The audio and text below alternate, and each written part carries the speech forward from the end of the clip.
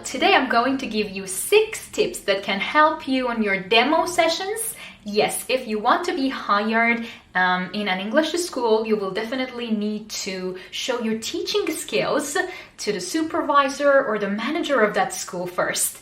And on that day, you will need these 6 tips. So, let's go.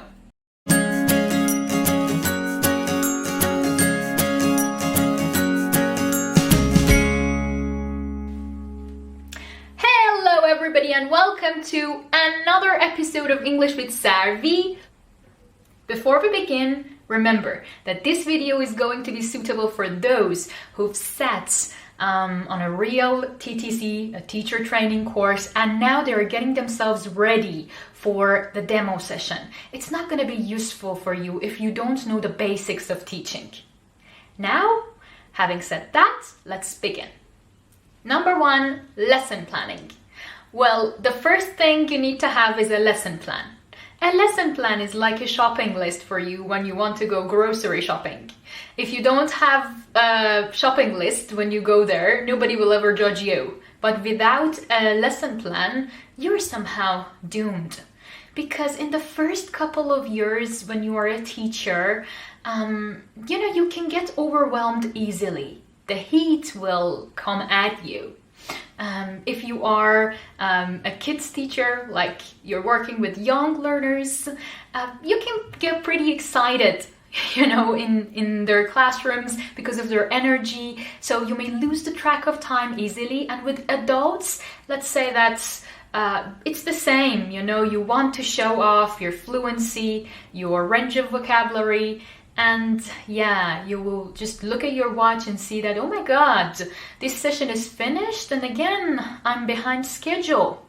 And in the first couple of days, in the first couple of sessions, it will be all right if you are, bonding with your students. But after that, if you have to skip some pages of the book or you don't get enough time to do some reinforcement with some grammar or some difficult vocabulary item that needs, more reinforcement, then that will become an issue. So you will definitely need a lesson plan, and I will put one sample for you in the description box below so that you can take a look at and use it for a while. I'm sure that you will definitely get it from your supervisor. You will get one template, but if you don't have it, here you go. The things that are really important in this lesson plan for me are 3 things. One of them is the material, because I always forget my materials, or at least one of them. The interaction pattern, and the most important one is the objective of that session. By the end of this session, my students will be able to do exactly what? Picture this. I'm going to class. I have got one young learners class. I've got one story on one page, and then on the other page I've got grammar. So I'm going to teach grammar through listening and reading.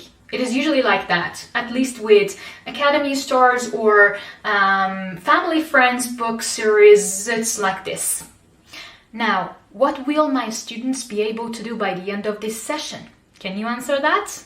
If it is all about present simple, the easiest one, let's say that they've had a story, lots of exposure. So by the end of this session, my students will be able to talk about their daily routines with very basic sentences, but they will be able to do that.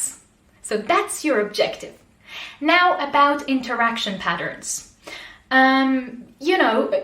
Sometimes your students will talk to each other. Sometimes one student to another student, like pair work activities, group work activities, and sometimes the teacher will be presenting something to the students. So it is going to be teacher talking to the students.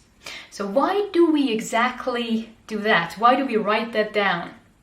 Because when you finish writing that lesson plan down, you will take a look at the interaction pattern and you will be like, do my students get enough talking time, or do I get enough talking time enough time to just show off my vocabulary range, that bloody vocabulary range that all of the teachers are thinking about.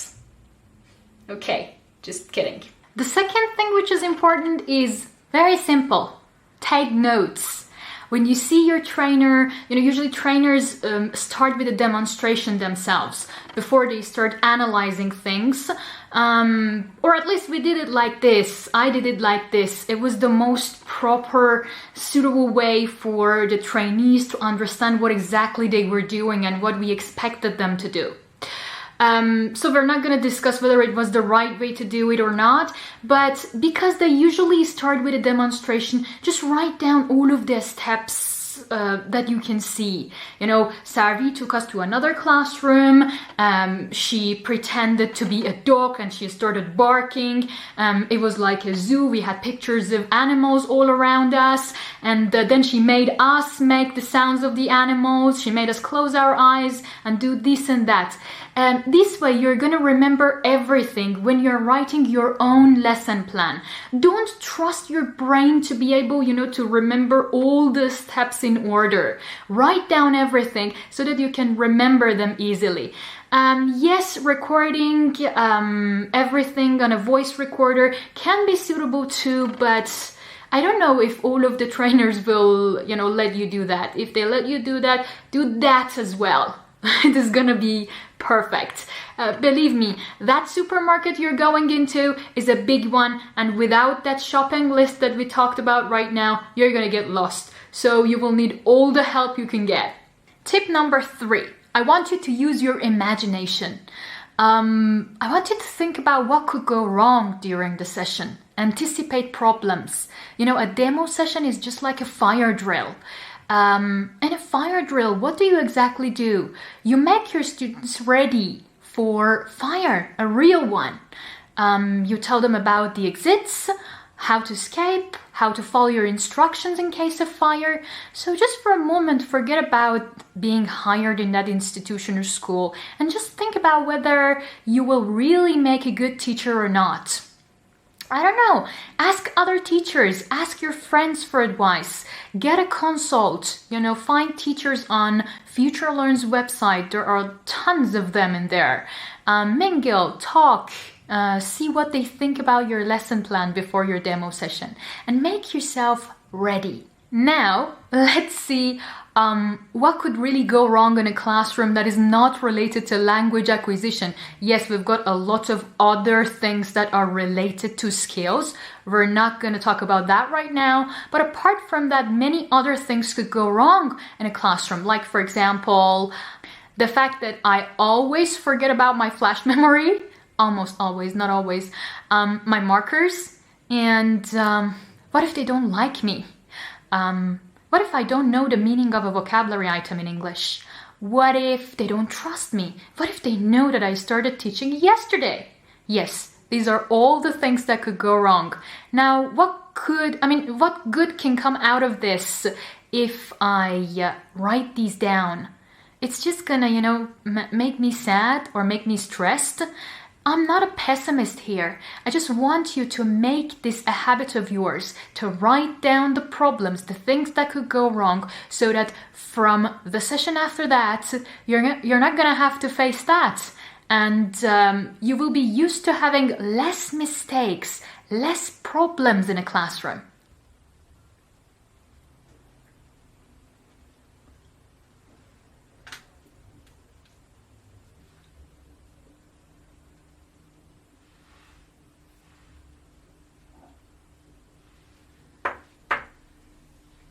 And yes, dress up, but not too much. We don't want anybody to get distracted. In a demo session, you need to be able to show that supervisor that you know how to dress up for your classes in a way that your students are not distracted. So try to avoid those big, weird accessories or long earrings, big rings. Yeah, go for something neat, chic, and formal. So, for what it's worth, avoid explaining things. Teachers don't explain things. Teachers don't say that, here, I am going to give them a pair work activity. No, just do it. okay? For what it's worth, just do it. Go into that bloody classroom and start teaching. Don't explain it. For your last tip, be prepared. Yes, if you need to make some copies, if you need to prepare your flash memory, your lesson plan, whatever you have, if you need to buy something because you need to use it in the classroom, do it a day ahead of your demo session. Because on that day, you've got enough on your plate. You're stressed enough. You don't want any more tension. So be prepared. I wish you good luck in your demo session and lots of love. Well, don't forget that teaching is mostly about loving in the first place.